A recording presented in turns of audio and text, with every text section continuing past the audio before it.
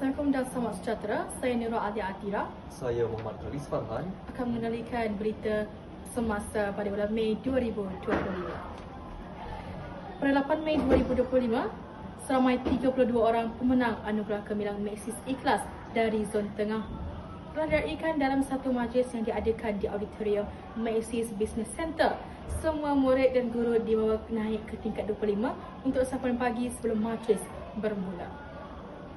Antara tetamu yang turut hadir adalah Encik Azizul bin Abdul Rahman, Pengarah Hal Ehwal Corporate Maxis, Encik Mokhtar bin Wahid, Penolong Pengarah BSTP KPM, Pegawai-pegawai ASTP CPN Selangor, ibu bapa, guru-guru dan juga murid-murid pemenang Anugerah Gemilang. Majlis bermula dengan sesi perkongsian kejayaan dengan 3 murid terpilih termasuk murid SMK Bandar Tasik Kesuma, Nur Ain Farhani, turut menjayakan sesi dialog tersebut. Pemenang sekolah menengah telah menerima keran sijil ASPN bernilai RM1,500, manakala pemenang sekolah rendah menerima sijil SSPN bernilai RM750. Majlis diteruskan dengan sesi taklimat ringkas daripada pegawai dari PT-PTN.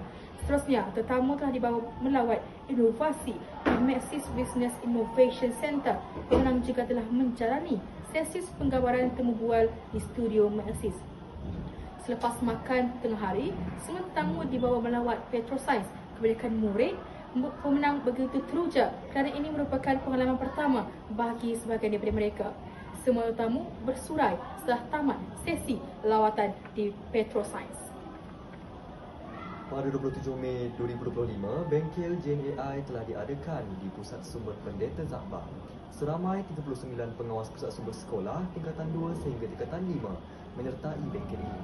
Bengkel secara hands-on ini telah dilaksanakan dengan jayanya oleh 4 orang penceramah dari tim Ikhlas Maxis dan turut disertai oleh 6 orang guru jawatan kuasa pusat sumber sekolah.